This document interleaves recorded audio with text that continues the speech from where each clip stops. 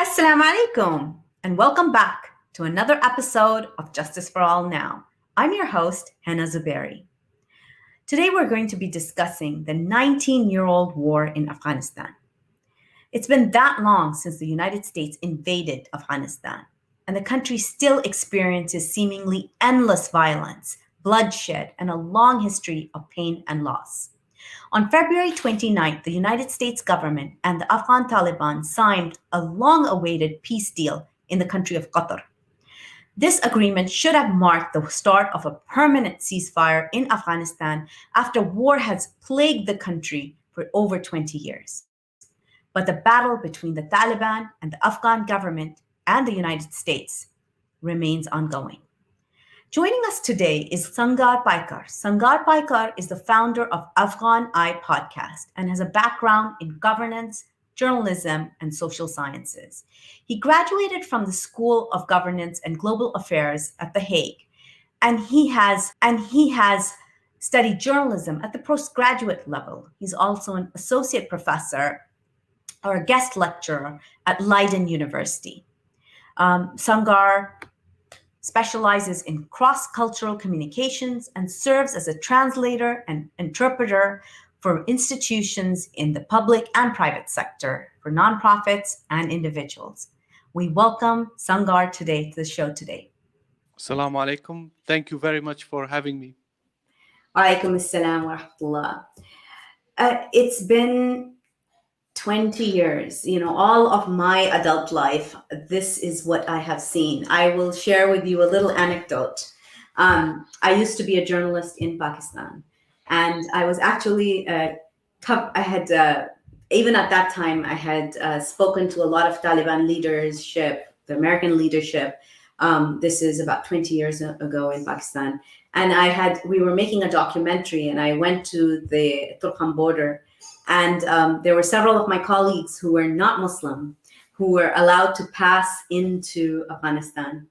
And I was stopped because I was a Muslim journalist, and I was asked for my mahram, and that I was not allowed to proceed while the rest of the team went in. So subhanAllah, that was a pretty defining moment for myself. And it sort of laid, that's an interest that you keep throughout your life, and as well as the fact that there's been so much destruction, so many lives lost in Afghanistan, and especially as an American citizen using my tax dollars.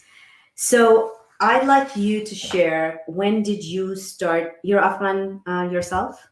Yes, I was born in Afghanistan. Mm-hmm. I spent most part of my first years of my life until I was a teenager in Afghanistan. And then when I became a teenager, around that time, we were forced to flee Afghanistan. And we settled in the Netherlands. And I've been living in the Netherlands ever since.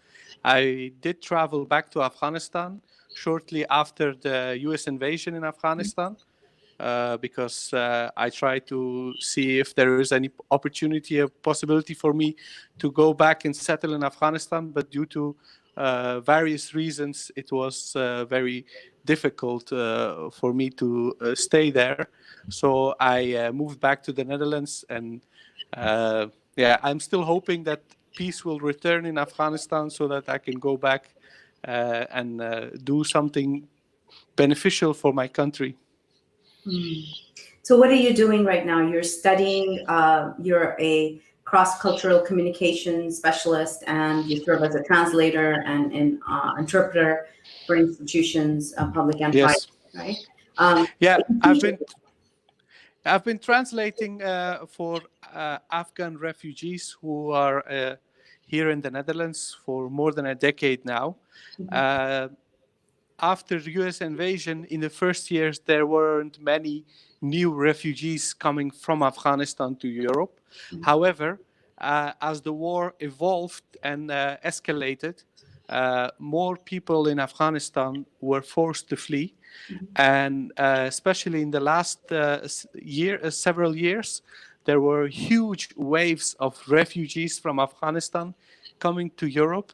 And as a translator, I was helping those Afghan refugees during their asylum procedure. And obviously, some of them were severely traumatized, and they needed counseling, and they couldn't speak the Dutch language. So I was also a translator for medical services and counseling. So I've witnessed how the war has affected many Afghans, despite the fact that they have fled their own country and settled in a safe and prosperous country like the Netherlands. They still carry the trauma of war with them. And as a translator, I was very personally involved in those stories of Afghan refugees, which is also one of the reasons why I, as a person, I feel responsible, and I feel that I should be involved in Afghan community here in the Netherlands, but also do something to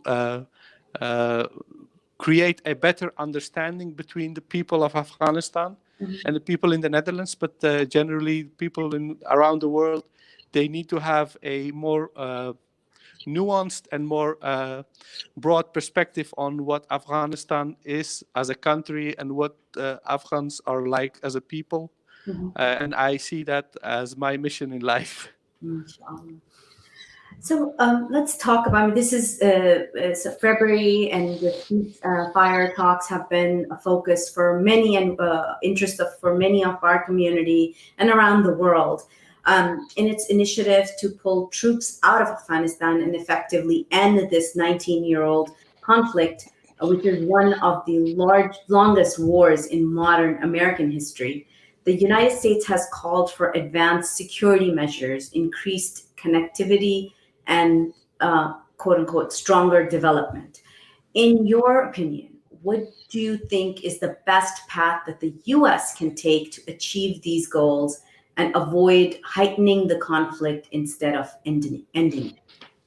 Well, it is quite it's very good question, because the current policy of the current administration in the United States has its many flaws, but the path initiated by the Trump administration has those elements that you have just mentioned.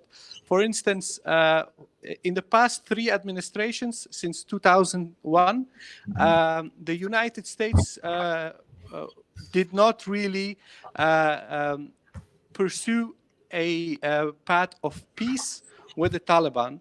And the policy was mainly focused on suppression of insurgency. However, suppression of insurgency was conducted in a way that was actually helping the insurgency to grow.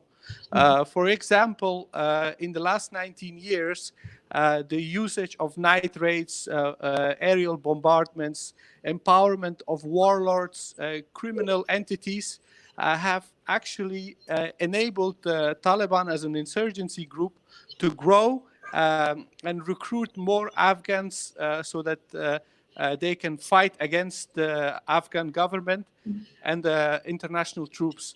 However, now President Trump has initiated a policy where they are seeking a peaceful settlement with the Taliban into a transition where the relationship between Afghanistan and the United States is no longer based on the current militarist policy. So the fact that they have signed an agreement in February, in 29th of February, is actually a basis, a foundation for a future stable, peaceful relationship between Afghanistan and the United States. But the implementation has its many flaws. For example, the agreement is between the United States and the Taliban. The current government in Afghanistan wasn't a participant in that agreement. This is why the implementation of that agreement was very complicated, and there were many obstacles. For example, the United States and the Taliban agreed to stop engaging one another in Afghanistan and fighting one another. So the Taliban are no longer attacking foreign troops in Afghanistan, and the foreign troops, the United States troops, they're not attacking the Taliban. However, the fighting between the Taliban and the Afghan government still persists, and this is one of the major flaws in this agreement. And another aspect is the fact that the Taliban and the United States have agreed that the current Afghan government should release 5,000 Taliban prisoners. And the current Afghan government consists of many political parties and entities, and they feel like they are being forced to abide by an agreement that they did not sign. So this is why the procedure to release those prisoners was very complicated. There were many obstacles. There was the Afghanistan government, they were dragging their feet. However, they have managed to release a very large part of that 5,000 prisoners. And yesterday, the leading council of the Taliban, so their major decision-making body, have announced that that they want to initiate the second phase of this agreement, which is an intra-Afghan dialogue, a negotiation. So first, the United States and the Taliban signed an agreement. A condition of that agreement was that they should release prisoners. There is a large number of prisoners who have already been released, not the entire 5,000. But now the Taliban have said, okay, there are now sufficient prisoners released from prison. Now we want to sit down with the current Afghan government and other political entities in Afghanistan to talk about peace. So when you're talking about this, so one of the things that has happened as these prisoners are being released is that there's concerns that these two sides, even despite the release, could pick up weapons and start fighting again. What would stop that? And then this goal of the gradual release of prisoners to move between peace. So the Afghanistan Independent Human Rights Commission has expressed concerns about this, and they say they concerns about the release of the prisoners and whether the Taliban prisoners had been charged for crimes against civilians. So do you think this current plan to keep on releasing, do you think it will lead to peace? And what alternative measures do you think, like now that you're watching this take place, do you think this was the right move? And what's the strength of this move? Well, the thing is that in the last 19 years, the Taliban as an insurgent group have committed many atrocities. They have violated many international and Islamic laws in their fight against foreign troops and the current government in Afghanistan. So those Taliban members who are imprisoned, some of them are accused of crimes. Others have never been accused. They're just imprisoned without due process. There are people who are imprisoned without even actually being charged for anything. It's not even we're not even sure if they are actual Taliban members. So the list of the prisoners that need to be released consists of different types of people. And the concerns of the concerns of Independent Commission for Human Rights in Afghanistan is valid to a certain extent. They are concerned about a release of prisoners who may have committed crimes. However, the thing is, with the current government in Afghanistan, and the international troops, the United States and their allies, they're all involved in committing serious crimes against the people of Afghanistan. The International Criminal Court here in The Hague is currently trying to start an investigation about the human rights violations and war crimes that have been committed by the United States, the Afghan government, and the Taliban since 2003. So we don't have any party in this conflict who is innocent. Exactly. Everybody's guilty of severe, like real atrocities against the people of Afghanistan. However, there is a discrepancy in the way how this issue is being discussed. Yeah. Since the Taliban are an insurgent group, their crimes are always emphasized, while the current government has its share of criminals. For example, the previous vice president of Afghanistan, General Abdurrashid Dostum, who was a notorious communist militiaman, he has committed many crimes. He's even being accused of raping another man as senior Afghan leader. And he has been recently awarded the title of Field Marshal. So in Afghanistan, people are really frustrated with the fact that there are many serious war criminals, human rights violators who are part of the current government. They have all sorts of privileges and all sorts of support from international community. Like, for instance, certain warlords and war criminals are supported by United States or by Pakistan or by Iran or Turkey or Russia. And all of these parties, they have played a major role in the ongoing conflict in Afghanistan. So if we want to talk about violation of human rights, we should either prosecute everyone equally, the way the International Criminal Courts in The Hague is trying to prosecute everyone, or we should say, okay, we have had a war for 19 years in Afghanistan. Before that, we had another 2 decades of war since the Soviet invasion. If we want to prioritize peace, maybe it's not the right moment at this current stage to point fingers at people and say, well, this guy or that person or that party is a criminal.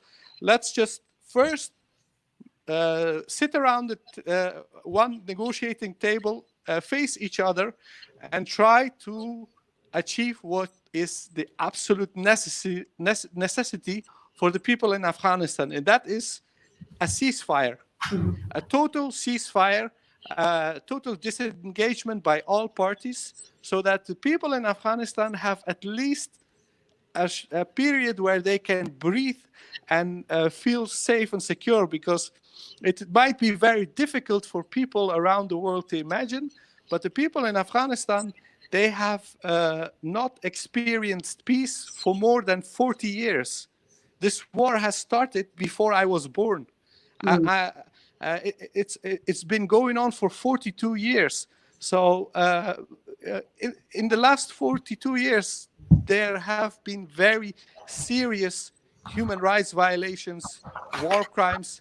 They have all been committed by all sides. There is no party in this conflict who is innocent. However, the highest priority at this current stage is to force all sides to stop killing people. For example, I'll give you an example of how the current situation is like in Kabul. I spoke to a friend who is a businessman in Afghanistan. He is employing hundreds of people, mainly women, to work in his factory where they process food. And they export food from Afghanistan to other countries. He is a major job provider in Afghanistan, and he's helping the Afghan economy. But he is not safe. He's being threatened, and people like him are being threatened. They're being extorted by criminal gangs, and if it's not the criminal elements, there are bombings, schools, hospitals, places of worship are being bombed, and people are in constant state of fear and anxiety. The absolute majority of people in Afghanistan are they are addicted to cigarettes or chewing tobacco. There are people who are using really heavy intoxicants because they need those things to cope with anxiety and insecurity of war. And this is a constant. This is a constant in their life for decades. People don't know how it's like to be in peace and security and safety. And that's why the current initiative by the Trump administration to create peace, to disengage from Afghanistan, to pull out the troops and force the Taliban and the current political leadership in Kabul to sit around the table and negotiate with each other. This is something that we as the people of Afghanistan need. This is what should be prioritized. It is very strange. I know that the Trump administration is not popular in the United States. There are many problems in the United States with this government, with the policies of Donald Trump. However, this initiative may actually have a positive effect on U.S.-Afghanistan relations. And this is something you're echoing a local lawmaker in Farhad who said peace should come at any cost, right? yeah, So now when the Afghan government wishes for regular elections and the Taliban insists on a purely Islamic state, what do you, and even after the air raids have started and the ceasefire was ended, and the attacks started again. So what does, we as Muslims, we want that for the Afghani people. Afghan people, we want that. You want that as an Afghan. The people of Afghanistan want this. So what does that actually look like realistically? yeah. Peace at any cost. It's a very good topic to discuss. However, we need to nuance this first. Okay. When people in Afghanistan, when certain politicians or activists, when they say peace at any cost, this statement is actually in response to certain elements in Afghanistan who see peace as a problem. And that might be very counterintuitive, but that's actually sadly the case in Afghanistan. For the past 19 years, a significant part of Afghan economy has developed itself purely on war economy, which means that if the war ends, if the foreign troops leave, these people, they will lose their jobs. They will no longer have any source of income. So for them, total disengagement from Afghanistan is a major problem. So they use all sorts of arguments against peace initiatives. They say, well, human rights will be violated if the Taliban come back.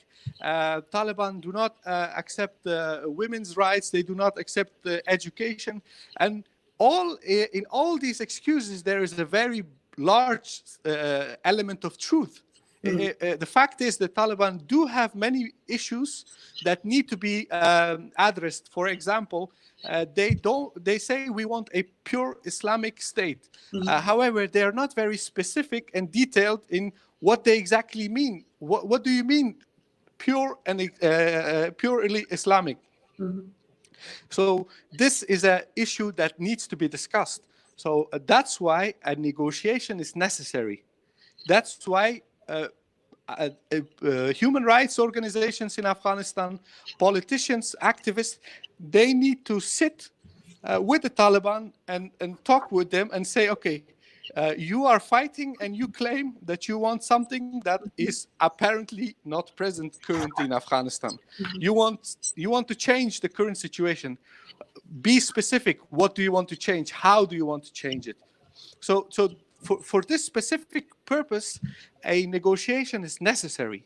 And when certain politicians say we want peace at any cost, their statement might sound strange, but it's actually, it makes sense, because what they're saying is what we really want is an end of fighting, and we want to move to a next stage where we are actually talking with each other instead of fighting.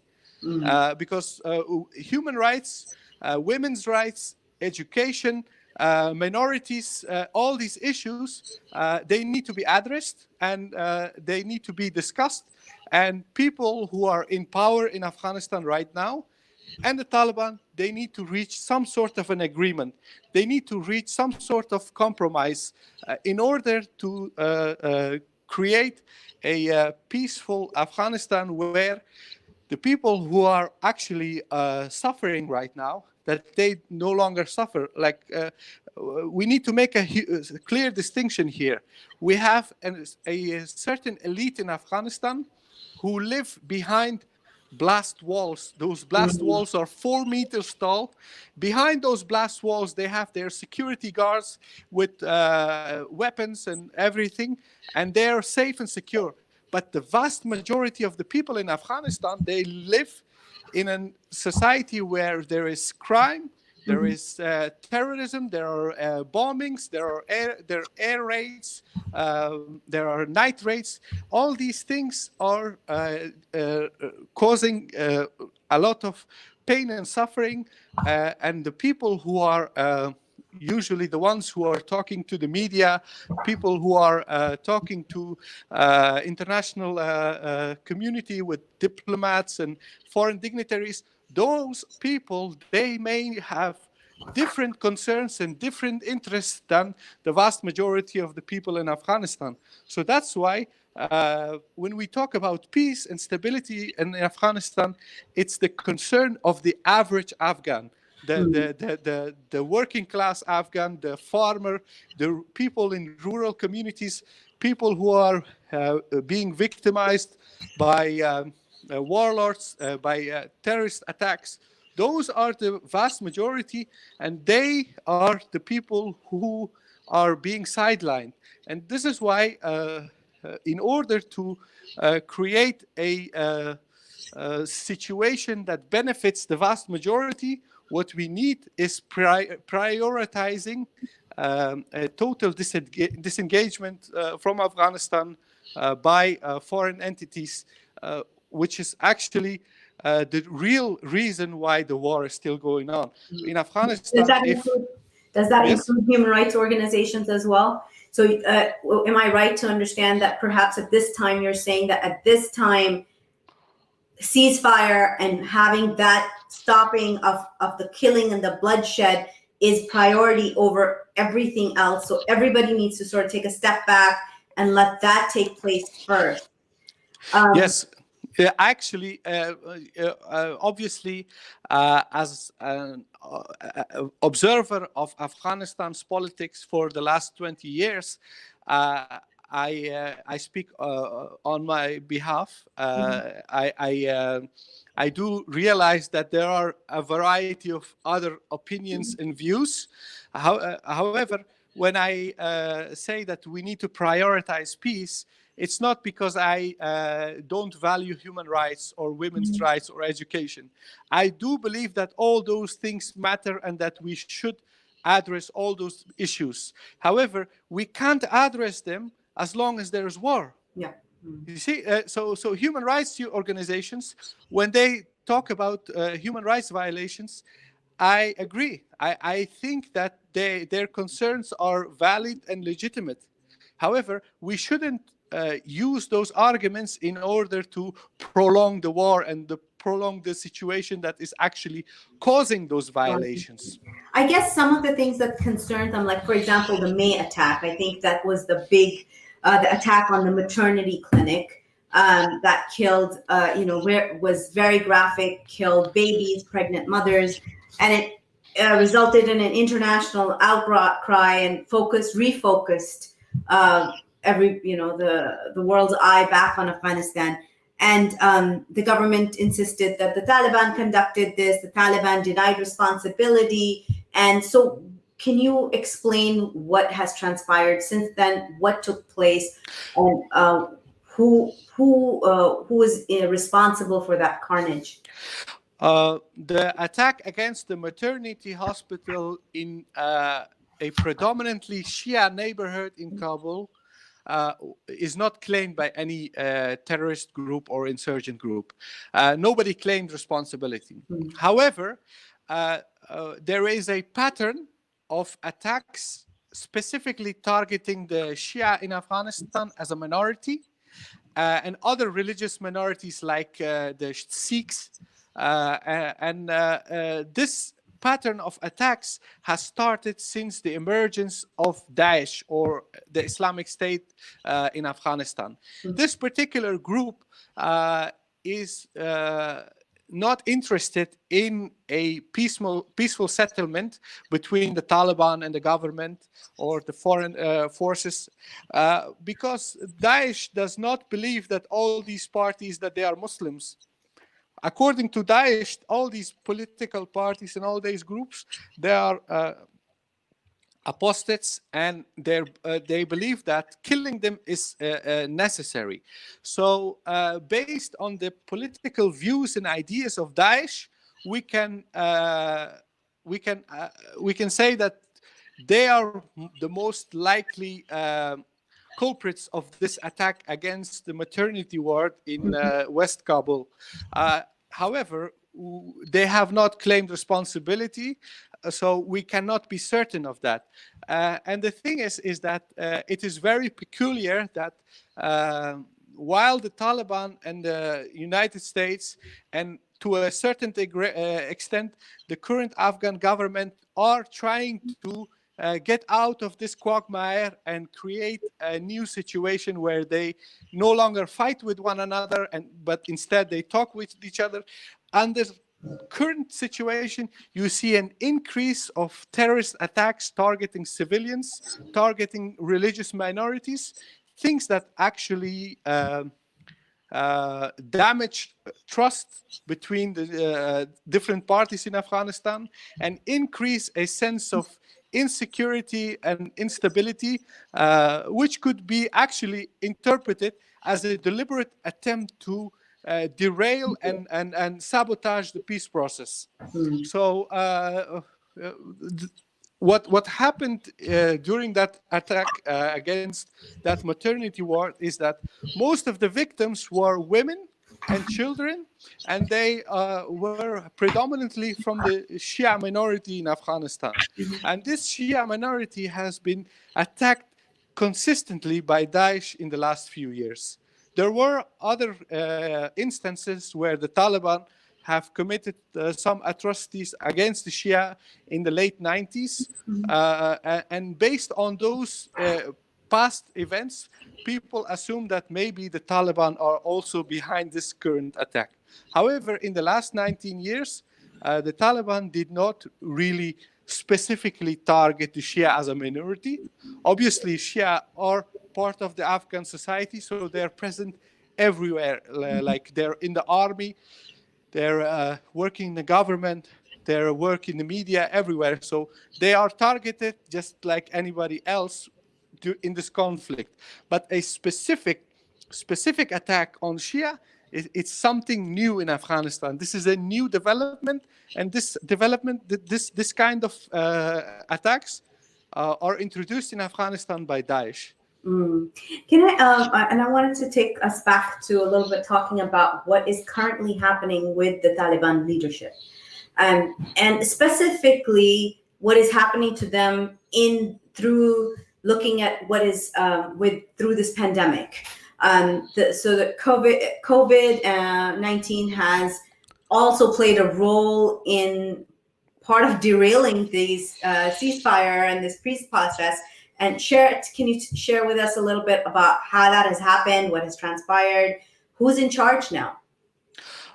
There are numerous reports suggesting that Sirajuddin Haqqani, the son of Jalaluddin Haqqani, who was a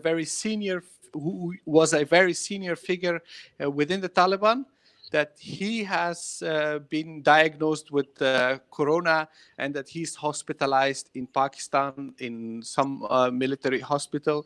There are other reports suggesting that other leadership members of the Taliban are currently hospitalized and that they have coronavirus.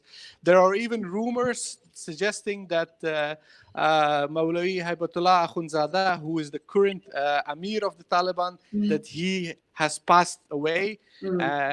So all these reports, they are being published by international media. However, when you look at those reports and you try to find out where do they get this information from, their sources generally very dubious. Like, for instance, they quote Afghan intelligence agencies as source, when the Afghan intelligence agencies have systematically failed providing any accurate information about their enemies. So we can't really trust these reports. They seem like a misinformation campaign. That's why I wouldn't really delve too much into that. However, the corona pandemic, it's a problem that has emerged in a very delicate period in Afghanistan. It could have been an opportunity for both sides to say, okay, we are we are trying to reach peace, and this pandemic is actually hampering everything. You know what? Let's just stop fighting. Let's just stop fighting at all, and just announce an all-out ceasefire. And this is what most Afghans on social media, most commentators on Afghan television, news stations, they were all calling for this. But the government and the Taliban said, you know what? We're not going to do that. We will continue fighting.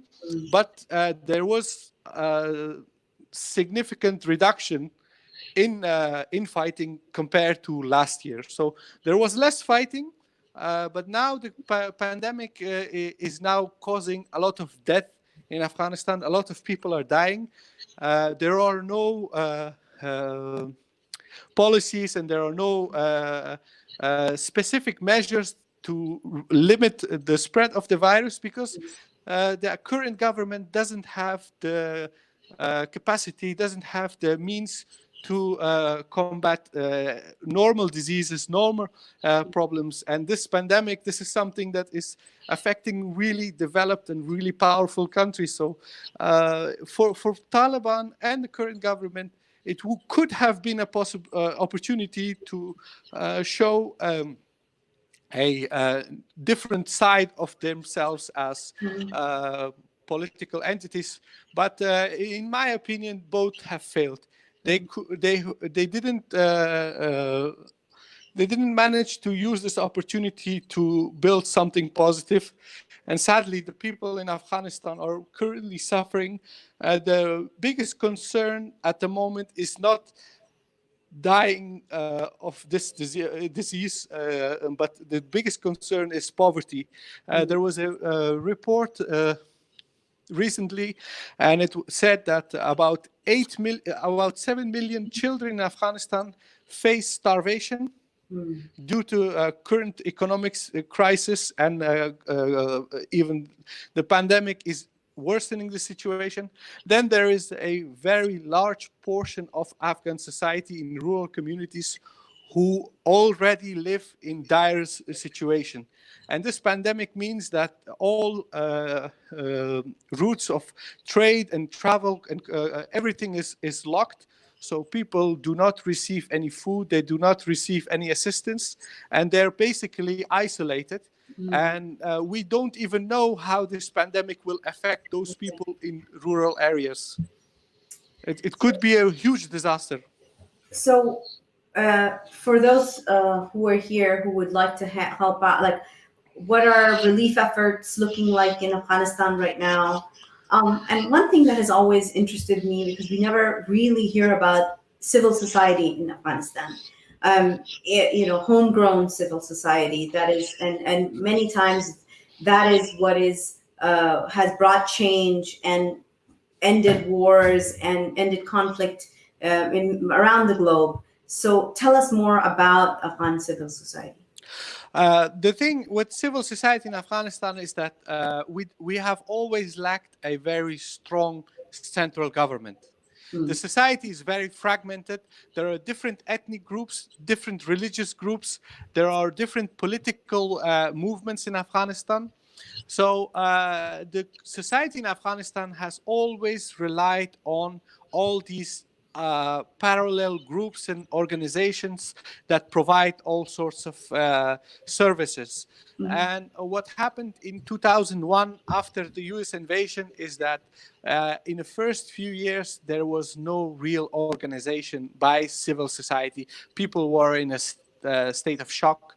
However, people were hopeful and positive. So there were different attempts from Afghanistan, from within Afghanistan, and from people outside Afghanistan, to start organizing people based on ethnicity or religious conviction or political views or just different regions. And now we have a very vibrant civil society in Afghanistan. In every part of the country, there are different political and apolitical entities providing all sorts of services. But the problem with these civil society organizations is that they rely heavily on donors they rely on foreign embassies, NGOs who are providing financial means for these civil society organizations to be active, to provide a service to people in different parts of the country. And those particular type of civil society organizations, they have their drawbacks, they have their limitations, but at the same time, their work and their efforts are necessary, because when you have a very weak and dysfunctional central government, you have no option, and you have to rely on those organizations. Then there is another type of grassroots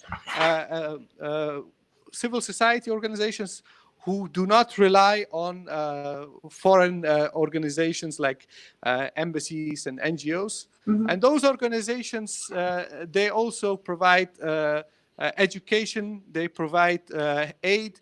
And during this pandemic, there were many such organizations who are actively involved in distributing food to really poor segments of the society. There was a fundraising by a large number of Afghan charity organizations. There are still ongoing projects. You can see a list of them currently on social media. They are all collecting donations so that they can send food to different parts of the country where there are internally displaced people in Afghanistan who need that assistance.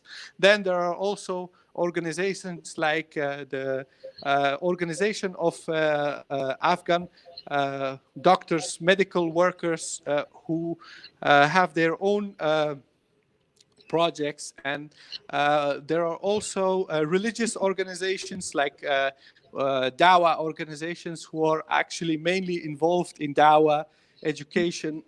And those organizations are also very well organized and capable of providing all sorts of aid and assistance to people. So I think that because Afghanistan is a country that lacks a strong and well-functioning central government, the people are forced to rely on civil society, on charities, and all these other organizations. And I think that these organizations have actually done great work. And maybe in future, when we have a more peaceful Afghanistan, we can use these networks of these civil society and charities to develop the country, because obviously you can't have a transition from one state of crisis to another.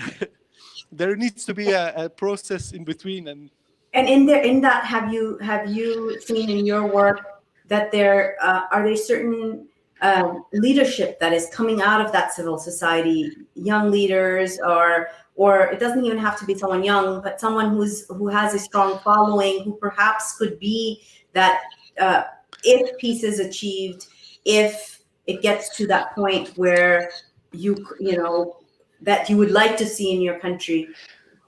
Have you all picked at some leaders or have identified leadership on the ground?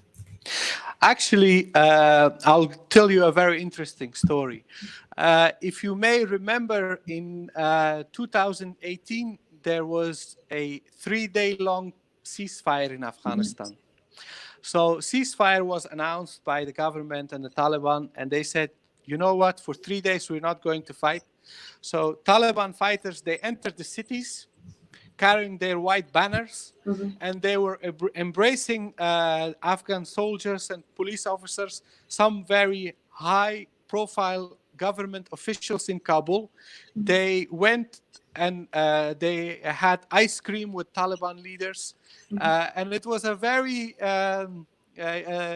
euphoric moment for people in Afghanistan, because for 3 days, it was during Eid, they had a very unusual experience of what peace may look like. And what happened in that particular ceasefire, 3 days of ceasefire, there was a young woman from Nangarhar.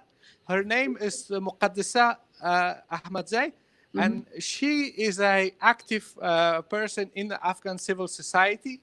And she decided to take a few elders from her community and go to a part of her province district which was Taliban controlled. She went there and she told the Taliban leaders in that district that she wants to meet them. And she sat with them and they talked about peace. And in Afghanistan, we have a custom: when you honor someone, you put a turban on that person's head. So what she did, she put a turban on the head of one of these Taliban leaders, and they posted those pictures on social media. And this woman, she showed a lot of courage, leadership. She showed that she can have the,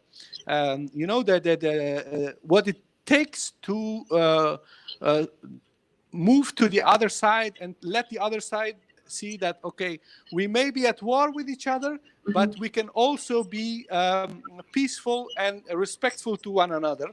So this was one example of the kind of leadership that we currently have in Afghanistan. And we have many such examples. This was just one example, but we have many such examples. We have very bright and talented people active currently in Afghanistan who are involved in education sector. They are educators, they are lecturers, they are peace activists. We have the People's Peace Movement, which is a movement of people who are walking on foot all around Afghanistan for the last 2-3 years, and they are promoting peace. And this organization is a grassroots movement which started in the Restif Helmand province, where there is a lot of fighting. And they have decided to travel all around Afghanistan. And the movement is still going very strong. They're traveling all around the country. And they're being received as heroes, as leaders all around the country. So we have a lot of people who are actually making me and other people in Afghanistan very hopeful. And because we have such people, there is hope and there is true,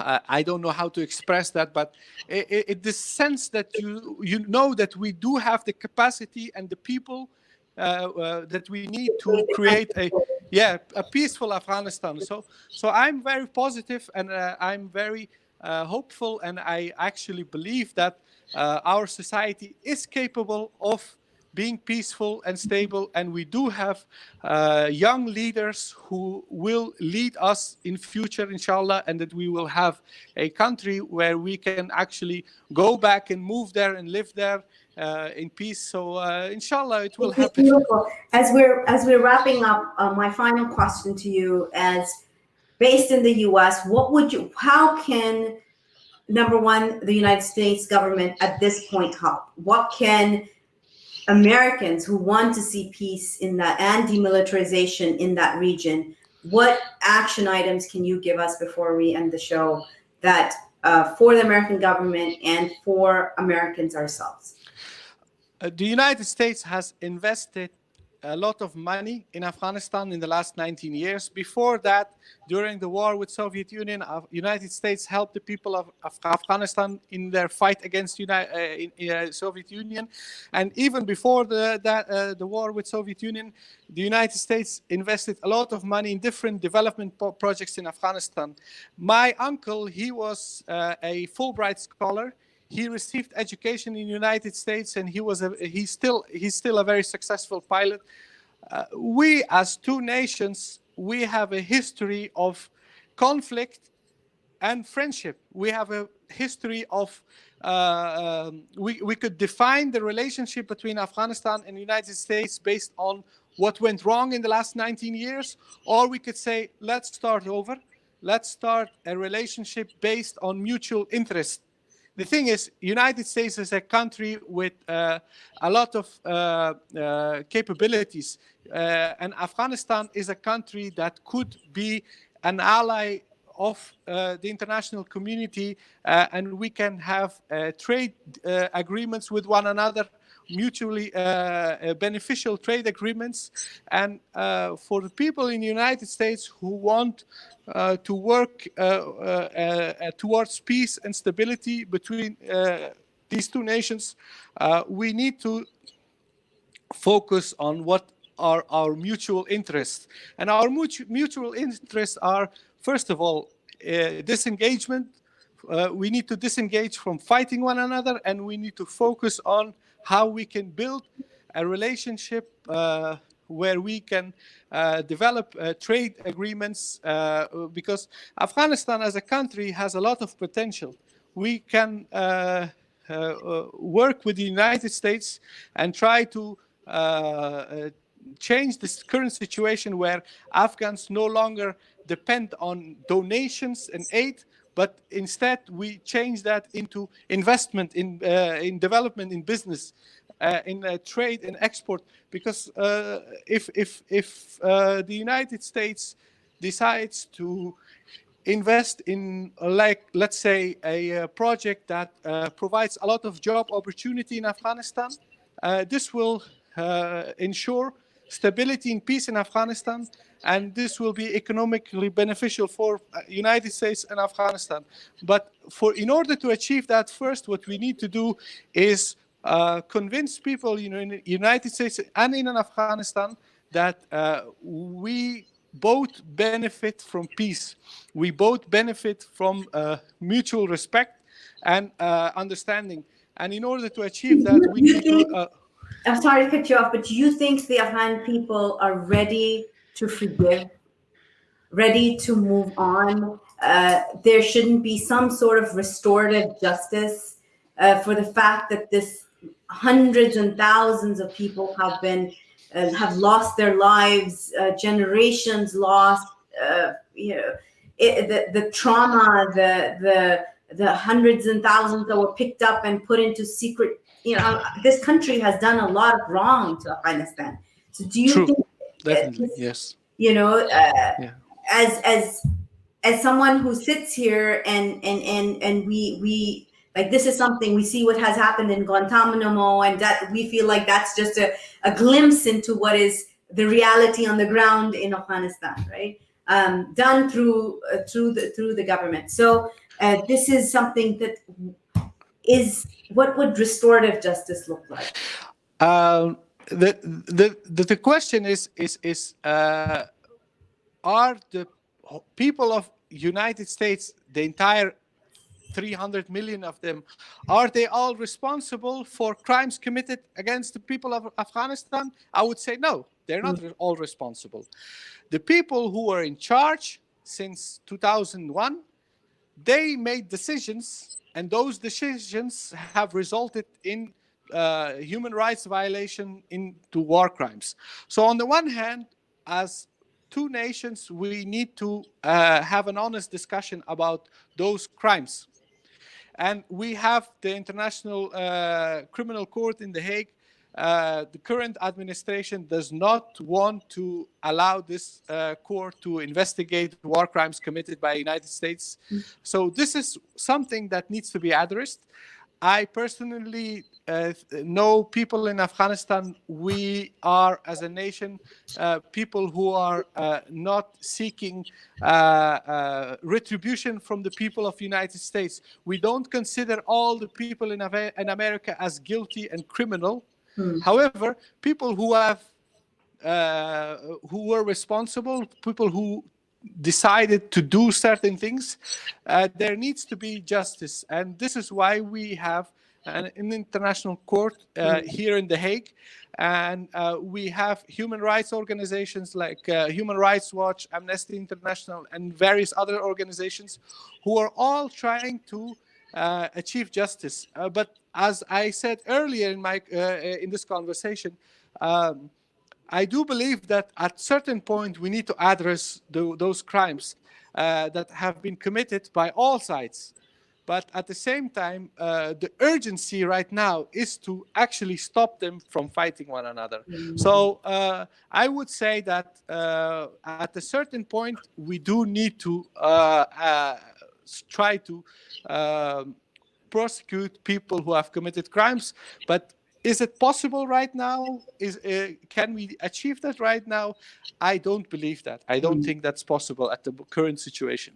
Yeah. So the focus, bringing it back to peace in Afghanistan currently, just so people can live and go out of their homes without fearing, shelling and bombing and, killing. So thank you so much, Brother Pekar, You're welcome. for being here and being a part of this conversation and bringing a very nuanced look, because I have yet to hear anybody speak in the manner as you have pointed out, and actually get to the crux of what the Afghani people need and what would tomorrow looks like for them that is peaceful. So thank you so much for joining us, to our audience and to our guests. And inshallah, we will be here tomorrow with another episode. Please join us. جزاك الله خيرا. السلام عليكم. وعليكم السلام ورحمة الله.